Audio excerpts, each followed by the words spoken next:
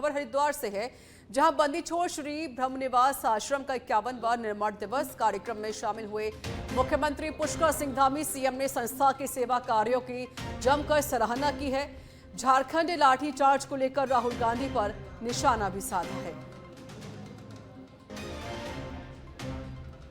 तो बांदी छोड़ श्री ब्रह्मनिवास आश्रम का 51वां निर्माण दिवस है आज, और इस मौके पर मुख्यमंत्री पुष्कर सिंह धामी कार्यक्रम में शामिल हुए हैं।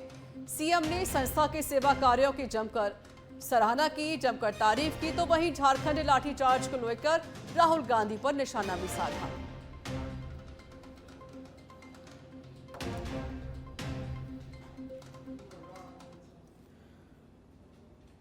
यहाँ पर ये ब्रह्मनिवास, ये संस्था भूरे वाले महाराज, सभी हमारे सदगुरु और आचार्य वेदांताचार्य कीर्तनानंद जी महाराज के मार्गदर्शन में बहुत अच्छा काम हो रहा है। पूरे देश के अंदर अनेक संस्थाएं समाज सेवा के क्षेत्र में, शिक्षा के क्षेत्र में और स्वास्थ्य के क्षेत्र में, चिकित्सा के क्षेत्र में अनेक प्रकार के काम हो रहे हैं। और आज उनका यहाँ पर प्रत्येक वर्ष की तरह इस वर्ष भी स्मरण दिवस यहाँ पर हो रहा है। इस प्रकार का दोहरा चरित्र है। राहुल गांधी को वहाँ जाना चाहिए, उनको जाना चाहिए था।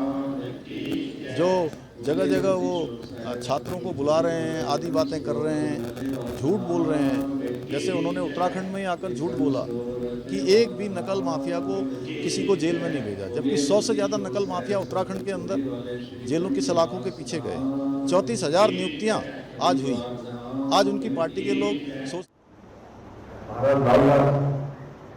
उनके निर्माण दिवस के 51वें निर्माण दिवस के आज अवसर पर यहाँ धरती पर विराजमान पूज्य आचार्य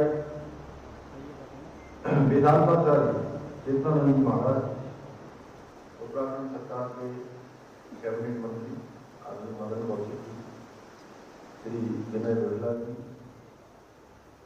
हमारे पंजाब से पधारे और हर कार्यक्रम में यहाँ पर उनसे हमारी भेंट होती है। अब जैसे महाराज जी कह रहे थे कि पंजाब से डिप्टी स्पीकर आए हैं, मैंने कहा हर बार उनका आना होता है, अनेक कामों को आगे बढ़ाते हैं। थोड़ी मैं आपका स्वागत भी करता हूँ यहाँ हम सबकी तरफ से, धन्यवाद। हमारे पार्टी के जिलाध्यक्ष श्री आशुतोष शर्मा आशु जी, पूज्य महाराज महामंडलेश्वर नित्यानंद गिरी जी, पूज्य सभी हमारे संतगण में आप सबके चरणों में प्रणाम करता हूँ। और सामने हमारे मेयर साहिब और हमारे अन्य पार्षद नितिन जी, शोभाराम जी और सभी आए हुए, सभी हमारे पदाधिकारीगण और पूरे देश से, अभी जैसा बताया कि पूरे देश भर से कई सारे देश भर से आए हुए सभी भक्तगण, सभी संगत, मीडिया के सभी मित्र, मैं आप सभी का आज इस अवसर पर आप सबका मैं अपनी ओर से स्वागत करता हूँ, आप सबका अभिनंदन करता हूँ। और पूज्य महाराज जी के चरणों में अपने सदा सुमन अर्पित करते हुए, सच में यहाँ तो वही आ पाता है। ऐसे स्थानों पर कोई बुलाएगा, कोई माध्यम बनेगा, लेकिन पहुंचेगा वही जिस पर महाराज जी की कृपा होगी, सदगुरु की कृपा होगी, वही यहाँ आ पाएगा, वही यहाँ पर दर्शन कर पाएगा, इस पुण्य कार्य का भागी बन पाएगा। और देखिए, संस्थाएं बनती हैं, हमारे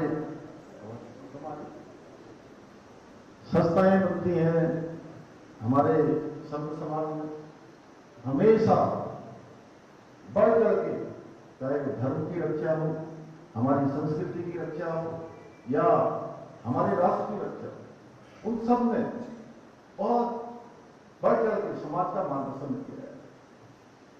जरूरत पड़ने पर उन्होंने अपने को होम किया है, अपने को तिल तिल जलाकर हम सबको धर्म और संस्कृति का मार्ग दिखाया है, राष्ट्र की रक्षा का संकल्प आगे बढ़ाया है। और ऐसे में जब हम भूरी वाले महाराज जी का स्मरण करते हैं, मैं यहाँ आता हूँ, मैं भी अपने ऊपर बड़ी कृपा सभी गुरु महाराज की, पांचों हमारे गुरु महाराज अभी और छठे महाराज जी यहाँ पर विराजमान हैं, उनका सबका आशीर्वाद लेने का मुझे अवसर मिला। मैं अनंतपुर साहब भी गया और हर बार ये ऐसा लगता है कि जब भी यहाँ पर ये स्मरण दिवस होता है, इतनी संगत आती है पूरे देश से, तो भगवान भी प्रसन्न होते हैं। और मैं कह रहा था, मैं दिल्ली से आ रहा हूँ, दिल्ली में मौसम साफ था, यहाँ देखा तो बारिश हो रही है, यानी कि भगवान इंद्र भी आकर इस अवसर पर हम सबके बीच में वो भी आशीर्वाद देते हैं, वो भी सम्मिलित होते हैं। और आदर्श संस्था क्या होती है, ये इन संस्थाओं से सच में सीखने को मिलता है, देखने को मिलता है। अभी मदन जी कह रहे थे, कितने सारे संस्थाएं चल रही हैं, कितने विद्यालय चल रहे हैं, विश्वविद्यालय चल रहे हैं, अनेक ट्रस्ट चल रहे हैं, सेवा के कार्य हो रहे हैं। और इन गुरु महाराजों ने यही हमको सिखाया है, यही दिखाया है, जाति पाति पंथ वर्ग भेद सब छोड़कर सेवा के मार्ग पर चलना है। उन लोगों की सेवा करनी है जिनको जो है वास्तव में सहायता की आवश्यकता है, आगे बढ़ने के लिए जिनको मार्गदर्शन चाहिए, जिनको शिक्षा चाहिए, जिनको संस्कार चाहिए, वो सारे के सारे काम पूज्य महाराज वेदांताचार्य चित्तनाथ जी महाराज के मार्गदर्शन में पूरे देश भर के अंदर हो रहा है।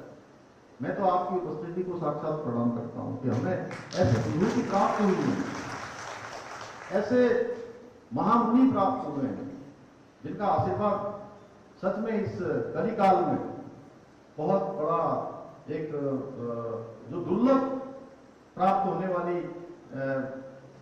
वस्तु है कहिए, उनका आशीर्वाद कहिए, किसी रूप में भी कहिए, वो दुर्लभ आशीर्वाद हम सबको प्राप्त हो रहा है। भगवान की बड़ी कृपा है, प्रकृति की बड़ी कृपा है, चल रहा है, इतने काम चल रहे हैं और हम सब सहभागी बन रहे हैं, किसी न किसी काम पर हम लोग लग रहे हैं। और आज देश के अंदर एक हमारा जो सनातन है, जो हमारी धर्म की पताका है, संस्कृति की पताका है, उसका पुनर्जागरण हो रहा है, उसका स्वर्णिम काल आया है।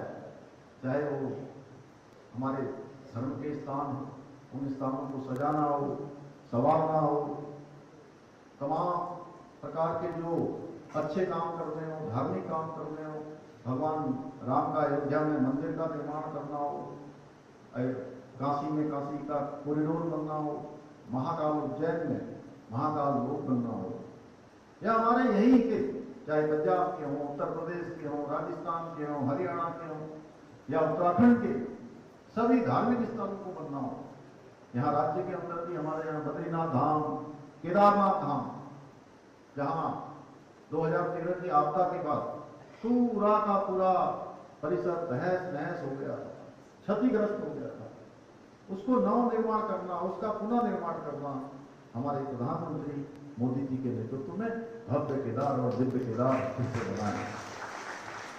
और प्रधानमंत्री जी की प्रेरणा से, उनके मार्गदर्शन में हम उत्तराखंड के अंदर, चाहे वो केदारखंड के हमारे सभी मंदिर हो, धार्मिक स्थान हो, या मानस खंड के अंदर मंदिर माला मिशन के माध्यम से सभी धार्मिक स्थानों को फिर से नए स्वरूप दिलाना, उनका नवनिर्माण पुनर्निर्माण करना, वो सब हम कर रहे हैं। केदारनाथ जाने के लिए नए रोपवे का शिलान्यास हो चुका है, हेमकुंड साहब जाने के लिए नए रोपवे का शिलान्यास हो गया है। अभी हेमकुंड जाना, केदारनाथ जाना बहुत कठिन कार्य है, यात्रा कठिन है, भौगोलिक परिस्थितियां कठिन है। युवा लोग जाते हैं, नौजवान जाते हैं, जिनका शरीर स्वस्थ है, ताकत है, वो सब पहुंचते हैं आसानी से। जिनको शरीर में बहुत स्वस्थता नहीं है, लेकिन वो भी हमारी आस्था श्रद्धा के कारण भगवान केदारनाथ और हमारे हेमकुंड साहब की कृपा से वो भी पहुंचते हैं, लेकिन उनके लिए यात्रा कठिन होती है। और यात्रा जैसे हमारे रोपवे बन जाएंगे, चालू हो जाएंगे, उनके लिए यात्रा अत्यधिक ही आसान हो जाएगी। और हरिद्वार के अंदर हम गंगा का कॉरिडोर बना रहे हैं, ऋषिकेश में भी गंगा कॉरिडोर का काम चल रहा है। इसको पूरी तरह से सजाने का, संवारने का, आस्था पथ बनाने का, कि देश दुनिया के लोग आए, आप सब लोग आए, तो आप सबका यहाँ पर विधिवत रूप से आपका स्वागत है। शारदा में मां पूर्णागिरी के स्थान पर हम साकार कॉरिडोर बना रहे हैं। यमुना जी में यमुना तीर्थ का पुनरुद्धार कर रहे हैं। ऐसे अनेकों कार्य राज्य के अंदर ही देवभूमि उत्तराखंड है और देवभूमि की पवित्रता बनी रहनी चाहिए। यहाँ का मूल अस्तित्व बना रहना चाहिए।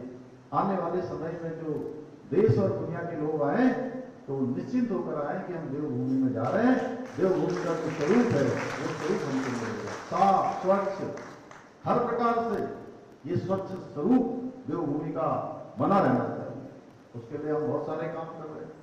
चाहे आज जमीनों से अवैध अतिक्रमण हटाना हो, यहाँ पर उन अवैध अतिक्रमणों को हमने हटाया है। लैंड जहाज, नव जहाज, थूक जहाज, ऐसी जितनी भी विकृत मानसिकताएं हैं उनके खिलाफ हमने कड़ी कार्रवाई की है। क्योंकि ये केवल हम नहीं चाहते, हमारे साथ साथ पूरे देश और दुनिया के लोग चाहते हैं कि देवभूमि साफ और स्वच्छ होनी चाहिए। और इस काम को हम आगे बढ़ा रहे हैं क्योंकि सारे सनातनियों का हम पर विश्वास है, आस्था है, श्रद्धा है। यहाँ पर हमने ऑपरेशन कालनी चलाया था, वो इसीलिए चलाया कि छद्म वेश धारण करके हमारे धर्म के मार्ग पर। रक्षाबंधन के पावन पर्व पर धूरा में प्रस्तावित सशक्त बहना उत्सव को लेकर जिला प्रशासन ने तैयारियां तेज कर दी हैं। मुख्यमंत्री पुष्कर सिंह धामी के प्रस्तावित कार्यक्रम को भव्य और सुव्यवस्थित बनाने के लिए जिलाधिकारी मनीष कुमार ने कार्यक्रम स्थल का दौरा कर तैयारियों का जायजा लिया। इस दौरान उन्होंने हेलीपैड सुरक्षा, पार्किंग, मंच, पेयजल, विद्युत, साफ सफाई और यातायात समेत तमाम व्यवस्थाओं का जायजा लिया है और अधिकारियों को सभी तैयारियां समय पर पूरे करने के निर्देश दिए। डीएम ने हेलीपैड और सेफ हाउस को निर्धारित मानकों के अनुरूप तैयार करने, कार्यक्रम स्थल और आसपास पर्याप्त सुरक्षा व्यवस्था रखने के निर्देश दिए। इसके साथ ही कार्यक्रम स्थल तक आने वाले मार्गों पर भी आवश्यक इंतजाम करने के निर्देश दिए गए हैं। निरीक्षण के दौरान जिलाधिकारी ने स्थानीय जनप्रतिनिधियों और लोगों से भी कार्यक्रम की तैयारियों को लेकर चर्चा की। इस दौरान दर्जा प्राप्त मंत्री श्याम नारायण पांडे, विधायक प्रतिनिधि दीपक रजवार, जिला अध्यक्ष महिला युवा मोर्चा दीपा जोशी, जिला पंचायत सदस्य प्रतिनिधि सुंदर सिंह बोहरा, एसडीएम प्रमोद कुमार, अधिशासी अभियंता मोहन चंद्र पलडिया सहित स्थानीय जनप्रतिनिधि, विभागीय अधिकारी और स्थानीय लोग मौजूद रहे।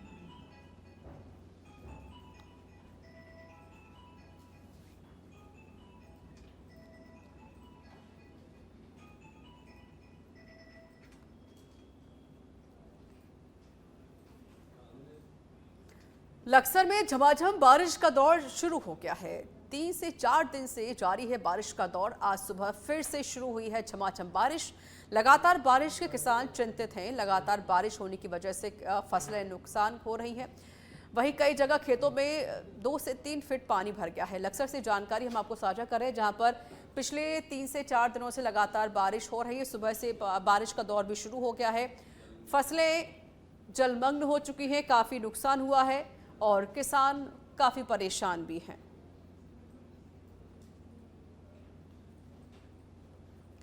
तो लगातार बारिश होने की वजह से फसलों को काफ़ी ज़्यादा नुकसान पहुंच रहा है। कई जगह खेतों में 2 से 3 फीट पानी भर गया है। पिछले 3 से 4 दिनों से बारिश का दौर जारी है और आज फिर सुबह बारिश शुरू हुई है।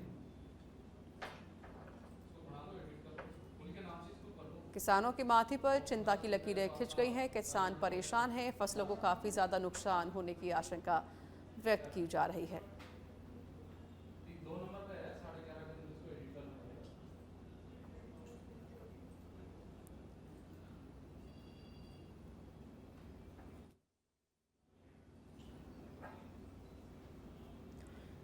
भारतीय जनता पार्टी आगामी विधानसभा चुनाव की तैयारियों के मद्देनजर लगातार बैठकें कर रही है। इसी क्रम में हुई बैठकों और आगामी कार्यक्रमों के संबंध में प्रदेश महामंत्री कुंदन परिहार ने जानकारी दी है।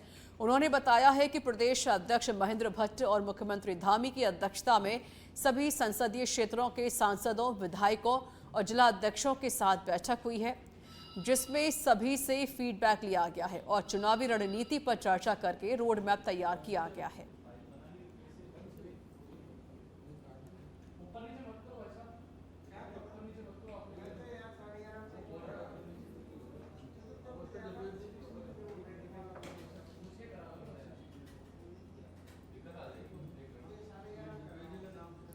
रुड़की में दर्दनाक हादसा हुआ है। इस हादसे में 3 लोगों की सन्म्यान मौत हो गई। हरिद्वार कावड़ पटरी मार्ग पर भीषण सड़क हादसा हो गया। बता दें कि 4 बाइक आपस में भिड़ गई हैं। 3 लोगों की सन्म्यान मौके पर ही मौत हो गई। हादसे में 6 लोग गंभीर रूप से घायल बताए जा रहे हैं। जोरदार टक्कर में चारों बाइक बुरी तरह से क्षतिग्रस्त हो गई हैं। हादसे की सूचना पर कलियर पुलिस भी मौके पर पहुंची है। पुलिस ने घायलों को अस्पताल पहुंचाया। मृतकों और घायलों की जानकारी पुलिस जुटा रही है। 1 महीने में दूसरी बार कावड़ पटरी पर यह बड़ा हादसा हुआ है। 3 लोगों की सन्म्यान मौत हुई। फिलहाल पुलिस पूरे मामले को लेकर जानकारी जुटा रही है। मृतक के शवों को पुलिस ने पोस्टमार्टम के लिए भेजा है। तस्वीर देखिए, ये कुछ बाइक जो कि पूरी तरीके से क्षतिग्रस्त हो गई हैं। जानकारी मिल रही है कि 4 बाइक आपस में भिड़ गई और ये बड़ा हादसा हुआ। 3 लोगों की इस हादसे में मौत हो गई है।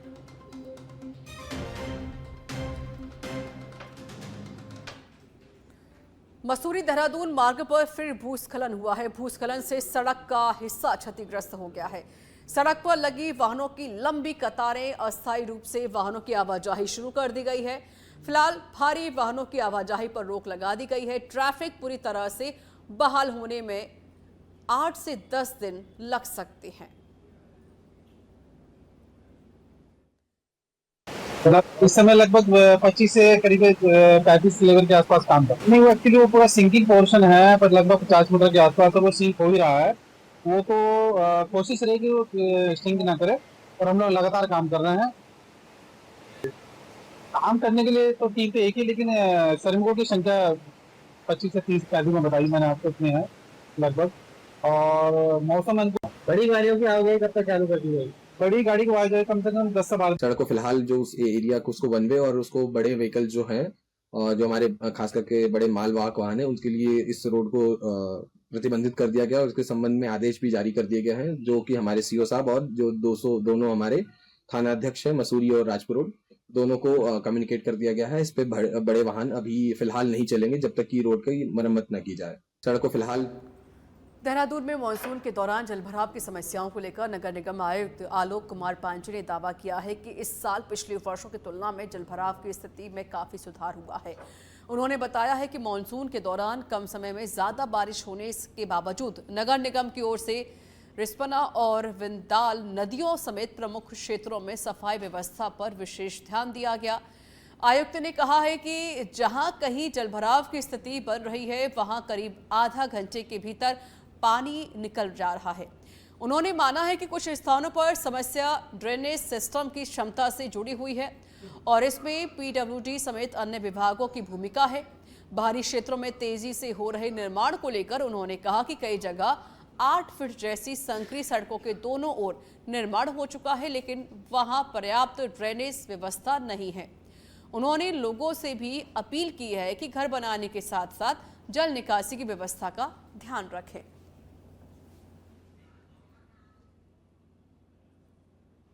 आबादी बढ़ती है, देश का इस समय जो मानसून की स्थिति है, बहुत कम समय में बहुत ज़्यादा बारिश हो रही है।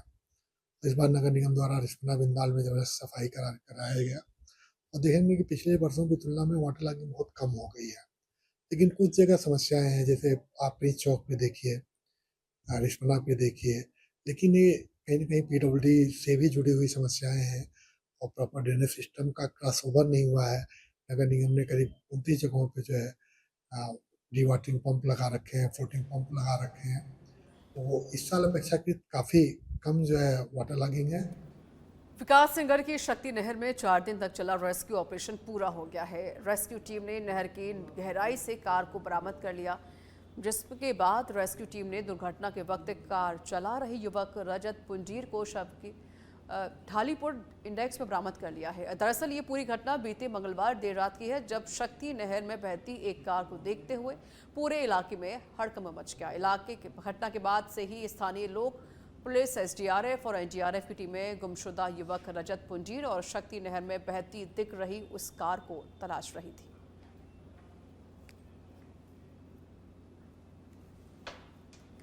हरिद्वार जनपद में मानसून के दौरान आपदा प्रबंधन और जलभराव की स्थिति से निपटने के लिए प्रशासन मुस्तैद है।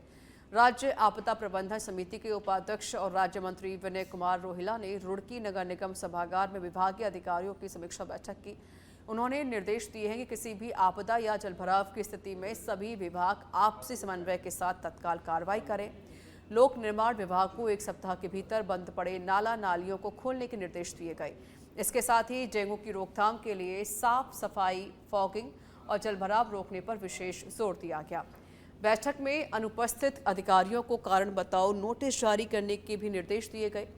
वहीं राज्य मंत्री ने क्षेत्रवासियों की समस्याएं सुनी, पौधारोपण किया, स्कूल परिसरों की साफ सफाई व मिड डे मील की गुणवत्ता पर भी विशेष ध्यान देने पर निर्देश दिए। विभाग के माध्यम से कि नगर निगमों में किस प्रकार की स्थिति है और वहाँ नगर निगम परिक्षेत्रों के अंतर्गत भराव है, सड़कें टूटी है, बिजली व्यवस्था किस प्रकार से चल रही है, स्वास्थ्य सेवाएं कैसी है, उन संबंध में एक विस्तृत एक बैठक होनी चाहिए। उसी के क्रम में आज मैं समझता हूँ ये 5वां छठा नगर निगम है, आज बैठक रखी है। अपनी इस बैठक के अंतर्गत अपने सम्मानित नगर की मेयर और अपने राज्य मंत्री शोभा राम जी, अन्य प्रबुद्ध जन, नगर आयुक्त और ललित जी आदि प्रबुद्ध व्यक्तियों ने भाग लिया। सभी विभागों के अधिकारी लगभग थे। आपदा पर हरिद्वार में फूलगढ़ शिवगढ़ रोड पर गाय के अवशेष मिलने से हिंदू संगठनों में आक्रोश है और लक्सर हरिद्वार हाईवे पर सुल्तानपुरा हनुमान चौक के पास धरने पर बैठ गए। इस दौरान विश्व हिंदू परिषद और बजरंग दल के कार्यकर्ताओं ने जमकर हंगामा किया। धरना प्रदर्शन की सूचना पर पुलिस भी मौके पर पहुंची। लक्सर सीओ ने प्रदर्शनकारियों को मामले में त्वरित एक्शन लेने का आश्वासन दिया।